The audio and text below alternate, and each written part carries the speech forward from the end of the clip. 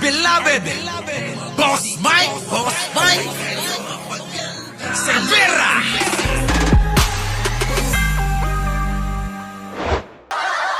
Gano'n sa'yo, Oh, nananawagan na ho si Ben Tulfo kay Bato. Oo. Sorry ka Ben Tulfo. Yan ang binoto ng mga DDS, hindi ikaw, kaya hindi ka nanalo. Pakinggan ho natin, mga kababayan, pakinggan ho natin yung banat ni Ben Tulfo. Pasok! ako'y mananawagan na sa'yo, Senator Bato de la Rosa.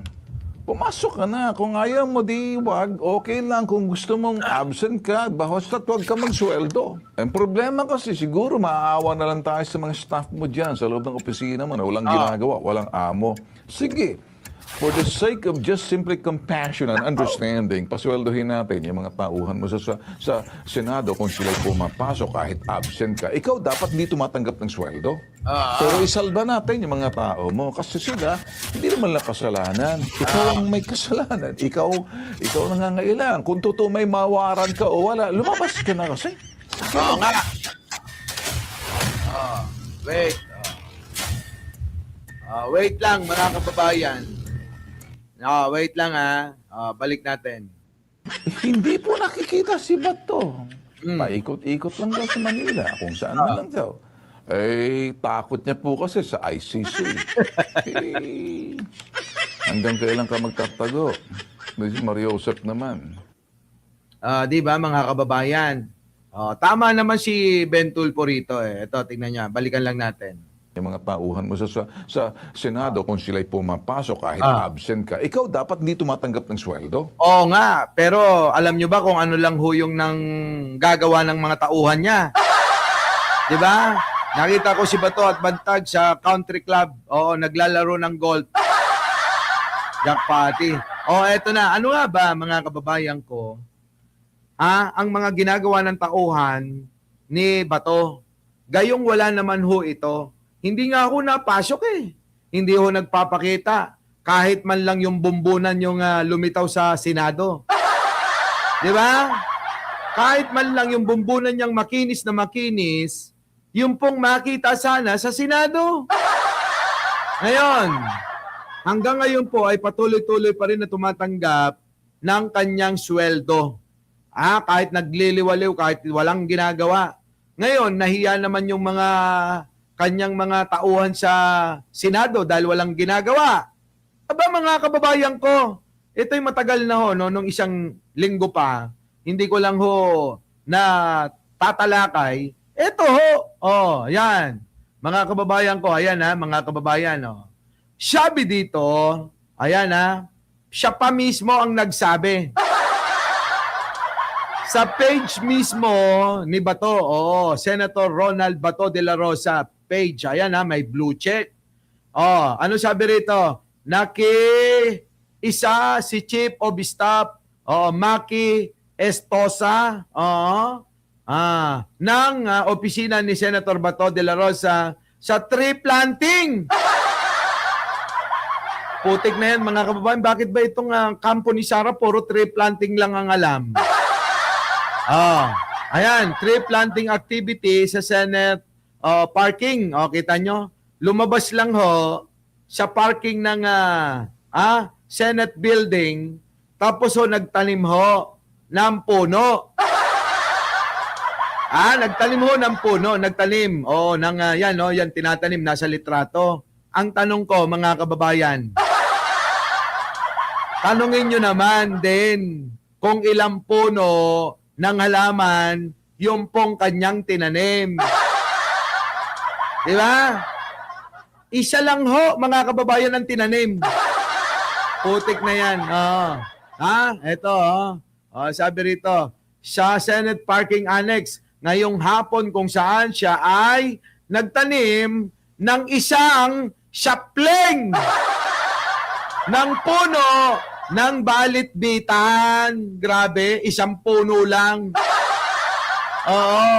Isa lang, mga kababayan, plenex pa nila. Salamat po sa Senado at sa Department of Environment and Natural Resources para sa makabuluhan na aktibidad na ito Kita nyo ho! Makabuluhan daw ho. Oo. Pero iisang puno lang. Oh, tingnan nyo. Tingnan nyo mga kababayan ko. Yan lang po yun. Isang puno ang itinanim. Parang si Sara Duterte, ang peg niya. Bakit, Boss Mike? Oo. Bakit parang si Sara Duterte? Kasi ho, mga kababayan isang puno lang ang tinanim, napakaraming kuha ng kamera. Ganun katindi itong mga ito.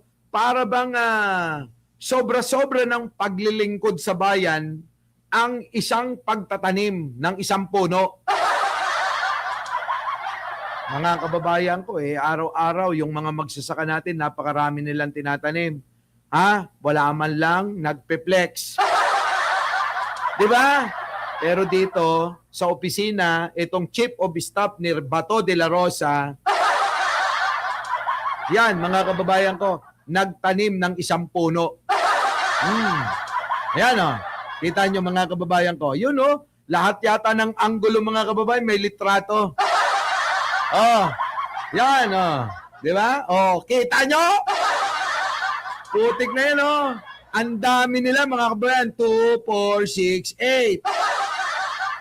8 lang. 8 sila para sa isang puno na tinanim. Ito na ho yung pinaka grabing maipagmamalaki na nagawa ng opisina ni Bato de la Rosa. Ito na ho mga kababayan, yung pong proyekto ni Bato de la Rosa mga kababayan. Ang halaga ho niyan mga kababayan ko ay bilyon. Kita nyo mga kababayan ko bilyon po ang halaga niyan. Bakit Boss Mike? Kita nyo naman ang sweldo ni Bato de la Rosa, 300,000. Ilan ho ang pinapasweldo sa opisina? Aber, napakarami. Karamihan nga, puro ka mag-anak pa. Ngayon, ang tanong mga kababayan ko, sobra sa isang puno, gumagastos ang gobyerno ng bilyon-bilyon. Gumagastos alone kay Bato de la Rosa ng daang libo buwan-buwan. Di ba? Di ba? Mga kababayan ko, 100,000 buwan-buwan ang pinapasweldo kay Bato de la Rosa. Di ba? Yan po yun, mga kababayan ko. Kita nyo? Magkano ang pondo ni Bato de la Rosa na nakukuha? Mga kababayan ko, baka i-deklara ito mga kababayan na yung project na yan, baka 1 bilyon yan. Grabe, no? Mga kababayan, ang tindi talaga. Ang kakapal ng mga pagmumuka. Biruin nyo, sa isang puno, pinlex nilang 8. Ayan, mga kababayan, yan, kita nyo, diniligan pa. Lahat ng anggulo, mga kababayan, talagang kinuhanan ng camera. At least, Benji Bernardo, hindi to ghost project. Grabe, no? Ayun, daming kuha, Ultimo yung pagsalin ng lupa. Nakakahiya ito, mga kababayan, kung ako, hindi ko na ito ipiplex at hindi ko na ipopost. Oo. Proyekto ba yan? Mema lang. Oo. May masabi lang mga kababayan, na may ginagawa yung opisina ni Bato de la Rosa. Yan, tingnan nyo, mga kababayan, kita nyo? Titigan yung maigi, Nako, ang dami. Tingnan nyo mga kababayan ng camera. Sa bawat kanto at sulok, mga kababayan, napakarami nila. Isang puno lang ang tinanim, mga kababayan. Talagang nagkagulo pa sila. Meron pang gwardiya, meron pang bodyguard na nakabantay sa kanila. Grabe to. Ang tindi. Matindi mga kababayan. Ayan tignan nyo. Pati pagdilig. Proyekto na yan mga kababayan. Proyekto na yan. Yan Di ba? Tindi ng flex. Mga kababayan ko, alatang halata na photo ops lang sa isang puno na maliit na ganyan, sa isang kutsara, no? Kutsara tawag doon, ano? Minsan pangpalitada. Mga kababayan ko, hindi na ho kailangan ng ganyang pala. Oo, kutsara lang ho eh. Ang gagamitin dyan, di ba? O yan, mga kababayan, at least may nalaman ho kayo na proyekto naman ni Senator Bato de la Rosa na hanggang ngayon ay hindi pa rin nagpapakita. Our beloved Boss Mike Cervera.